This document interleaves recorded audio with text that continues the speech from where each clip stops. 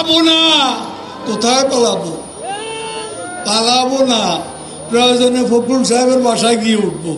কখনো পালাবো না। আবার আমার ঠাকুরের বাসায় আসতে চেয়েছিলেন, ঠাকুরের বাসায় তো আসলেন না, কোথায় আছেন ভাই? একসময় দুইজনের রাজনৈতিক গল্পে ছিল বিস্ময়কর মিল। পদ, মর্যাদা আর রাজনৈতিক সম্ভাবনাও ছিল সমানে সমান। তবে আজ বিএনপির মহাসচিব থেকে রাষ্ট্রপতি হওয়ার পথে মির্জা ফখরুল ইসলাম আলমগীর, আর আওয়ামী লীগের সাধারণ সম্পাদক থেকে দেশ ছাড়া ওবায়দুল কাদের। একজনের সামনে রাষ্ট্রের সর্বোচ্চ সাংবিধানিক পদ, অন্যজনের সামনে অনিশ্চিত ভবিষ্যৎ। একই জায়গা থেকে শুরু করে দুই নেতার পরিণতি কেন এতটা বিপরীত? 11 বার আমাকে জেলে নিয়ে গেছে, 11 বার। 3.5 বছর আমি জেলে ছিলাম। মির্জা ফখরুল ইসলাম আলমগীরের রাজনীতি শুরু হয়েছিল বর্তমান বিএনপির অনেক আগেই। 69-এর গণঅভ্যুত্থানের সময় ঢাকা বিশ্ববিদ্যালয়ের ছাত্র ইউনিয়নের সভাপতি ছিলেন তিনি। পরে শিক্ষকতা ও সরকারি চাকরিতে যোগ দিলেও শেষ পর্যন্ত ফিরে আসেন সক্রিয় রাজনীতিতে। বিএনপিতে তার উত্থান হয়েছিল ধীরে ধীরে।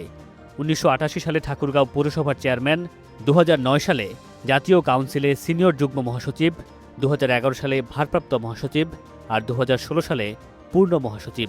এরপর কেটে গেছে প্রায় 1.5 দশক। এই দীর্ঘ সময়ে দলের সবচেয়ে কঠিন অধ্যায়ে প্রায় পুরোটাই সামলাতে হয়েছে তাকে।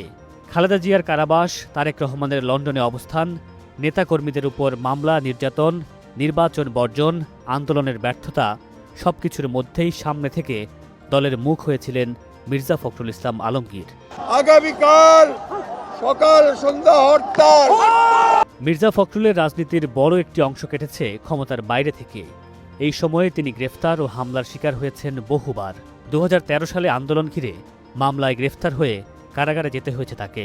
2015 আর 2023 সালের রাজনৈতিক সংঘর্ষের পরও গ্রেফতার হয়েছেন তিনি। তবু নতজানু হননি কখনোই। গণতন্ত্রের প্রশ্নে অবিচল ছিলেন জীবনভর। তিনি মহাসচিব থাকা অবস্থায় দলের চেয়ারপারসন ছিলেন বেগম খালেদা জিয়া। পরে ক্ষমতা চলে যায় তারেক রহমানের হাতে। নেতৃত্বের এই পরিবর্তনের সময়ও মির্জা ফখরুল নিজের অবস্থান বদলাননি এতটুকু।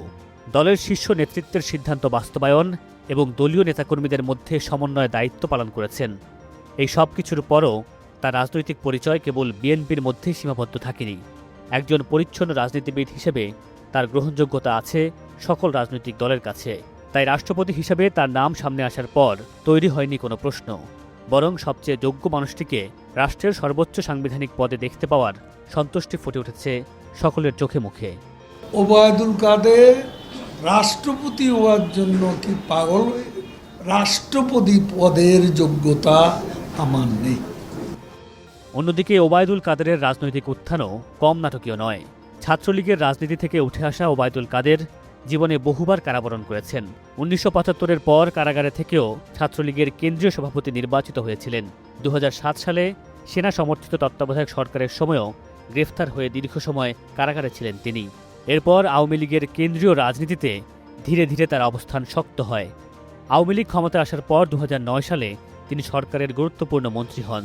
তবে 2016 সালে আওয়ামী লীগের সাধারণ সম্পাদক নির্বাচিত হওয়ার পর তার রাজনৈতিক ক্ষমতা এবং ভাবমূর্তি অনেকটাই বদলে যায়। তিনি হয়ে ওঠেন শেখ হাসিনার সবচেয়ে আস্থাভাজনদের একজন। প্রতিদিন সংবাদ সম্মেলন, সরকারের সিদ্ধান্ত ব্যাখ্যা, বিরোধী দলের জবাব কিংবা নেতাকর্মীদের নির্দেশনা, সব কিছুতেই ওবায়দুল কাদের। তবে মির্জা ফখরুলের রাজনৈতিক পরিচয় তৈরি হয়েছিল সরকারের বিরুদ্ধে আন্দোলন করে, আর ওবায়দুল কাদেরের রাজনৈতিক পরিচয় তৈরি হয়েছে সরকারকে রক্ষা করে। এই পার্থক্যই শেষ পর্যন্ত তাদের রাজনৈতিক ভবিষ্যৎকে দুই দিকে নিয়ে গেছে।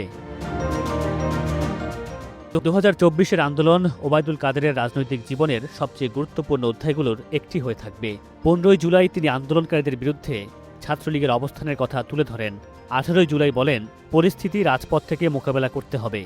এরপর পরিস্থিতি বদলাতে শুরু করে, আন্দোলন ছড়িয়ে পড়ে দেশ জুড়ে, আর 5 আগস্ট পতন ঘটে আওয়ামী লীগ সরকারের।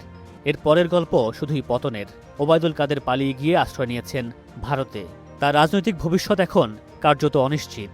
তাই শেষ বেলায় দুই ভিন্ন প্রান্তে দাঁড়িয়ে আছেন মির্জা ফখরুল ইসলাম আলমগীর এবং ওবায়দুল কাদের। আওয়ামী লীগের আরেক বর্ষিয়ার নেতা আব্দুল হামিদ রাজনীতি থেকে বিদায় নিয়েছেন রাষ্ট্রপতির মর্যাদা নিয়ে। সেদিকে এগিয়ে যাচ্ছেন বিএনপির মির্জা ফখরুল ইসলাম আলমগীর। কিন্তু ওবায়দুল কাদেরের ভাগ্যে সেই বিদায় জোটেনি। দীর্ঘ রাজনৈতিক ক্যারিয়ারের শেষ পর্যায়ে এসে তিনি এখন নির্বাসিত।